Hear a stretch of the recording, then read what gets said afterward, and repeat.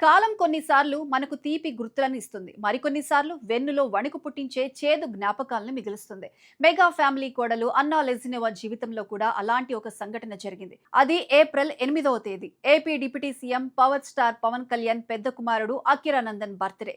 Mega అభిమానులంతా పండుగ చేసుకునే రోజు. కానీ సరిగ్గా ఏడాది క్రితం అదే రోజున పవన్ కళ్యాణ్ అన్నా లెజినోవాల చిన్న కుమారుడు మార్క్ శంకర్ పవనోవిచ్ జీవితంలో ఒక భయంకరమైన మలుపు చోటు చేసుకుంది. సింగపూర్ ఎప్పుడు రద్దీగా ఉండే ఆ నగరంలో ఒక బిల్డింగ్ లో పిల్లలంతా సరదాగా గడుపుతున్నారు. అందులో మార్క్ శంకర్ కూడా ఉన్నాడు. అప్పటి వరకు నవ్వుతూ ఆడుకున్న ఆ వాతావరణం ఒక్కసారిగా మారిపోయింది. ఎక్కడి నుంచి వచ్చిందో తెలియదు కానీ అగ్నికీలలు ఆ భవనాన్ని చుట్టుముట్టేశాయి. క్షణాల్లో ఆ ప్రాంతమంతా దట్టమైన నల్లటి పొగతో నిండిపోయింది. ఏం జరుగుతుందో ఊహించే లోపే మంటలెగసిపడ్డాయి. ఆ గదిలో ఉన్న 15 మంది పిల్లల ఆర్తనాదాలతో ఆ ప్రాంతం దద్దరిల్లిపోయింది.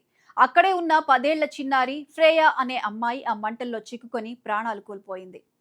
మరో 8 మంది పిల్లలు తీవ్ర గాయాలతో ఆసుపత్రి పాలయ్యారు. మార్క్ శంకర్ కూడా ఆ ప్రమాదంలో చిక్కుకున్నాడు. ఊపిరి పీల్చుకోవడానికి కూడా వీల్లేని ఆ దట్టమైన పొగ మార్క్ ఊపిరితిత్తుల్లోకి చేరింది. మంటల వేడికి చర్మం కాలుతున్నా ప్రాణాలు కాపాడుకోవడానికి ఆ చిన్నారి పడ్డ తపన వర్ణనాతీతం. సరిగ్గా అదే సమయంలో కొంతమంది అగ్నిమాపక సిబ్బంది, అక్కడే పనిచేస్తున్న నిర్మాణ కార్మికులు తమ ప్రాణాలకు తెగించి లోపలికి వెళ్లారు. మంటలను చీల్చుకుంటూ వెళ్లి మార్క్ సహా మిగిలిన పిల్లలను బయటకు తీసుకొచ్చారు.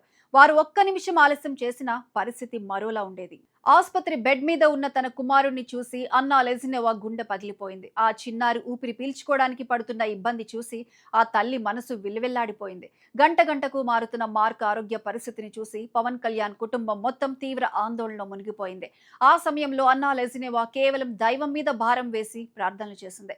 మార్క్ ప్రాణాలతో బయటపడితే తిరుమల వెంకటేశ్వర స్వామికి తన తలనీలాలు సమర్పిస్తానని మొక్కుకున్నారు. దేవుడి దయ వల్ల, వైద్యుల కృషి వల్ల మార్క్ శంకర్ మెల్లమెల్లగా కోలుకోవటం మొదలుపెట్టాడు.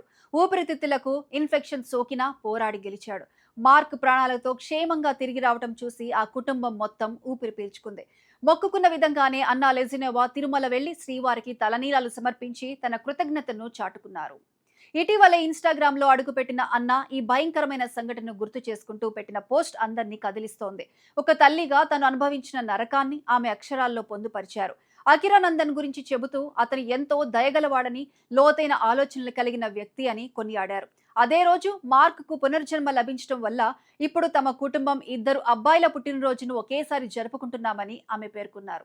అయితే ఈ ప్రమాదం జరిగి ఏడాది గడిచినా ఆ చిన్నారి ఫ్రేయా మరణానికి, మార్క్ సహా ఇతర పిల్లల గాయాలకు కారణం ఎవరనేది ఇప్పటికీ తేలలేదని ఆమె ఆవేదన వ్యక్తం చేశారు. విచారణ ఇంకా కొనసాగుతూనే ఉంది. ఈ చేదు జ్ఞాపకం నుండి నేర్చుకోవాల్సిన పాఠం ఒక్కటే అని ఆమె అందరికీ హితవు పలికారు. ప్రతి ఒక్కరూ తమ ఇళ్లలో అగ్నిమాపక పరికరాలు లేదా ఫైర్ బ్లాంకెట్లను సిద్ధంగా ఉంచుకోవాలని, భద్రత విషయంలో నిర్లక్ష్యం చేయకూడదని కోరారు. ఒకవైపు తన కుమారుడి ప్రాణాలు దక్కాయన్న ఆనందం, మరోవైపు మరో చిన్నారి ప్రాణాలు కోల్పోయిందన్న బాధ అన్నా లెజినోవా మాటల్లో స్పష్టంగా కనిపిస్తోంది. మార్క్ చికిత్స పొందుతున్న ఆసుపత్రి ఫోటోలు చూస్తుంటే ఆ ప్రమాదం ఎంత తీవ్రమైందో అర్థమవుతుంది. పవన్ కళ్యాణ్ కుమారుడిగా మార్క్ శంకర్ భవిష్యత్తులో ఎంతో ఎత్తుకు ఎదగాలని, ఇలాంటి ప్రమాదాలు ఎవరికీ రాకూడదని కోరుకుందాం. అన్నా లెజినోవా పంచుకున్న ఈ అనుభవం ప్రతి తల్లిదండ్రులకు ఒక హెచ్చరిక, బాధ్యతను గుర్తు చేసే పాఠం.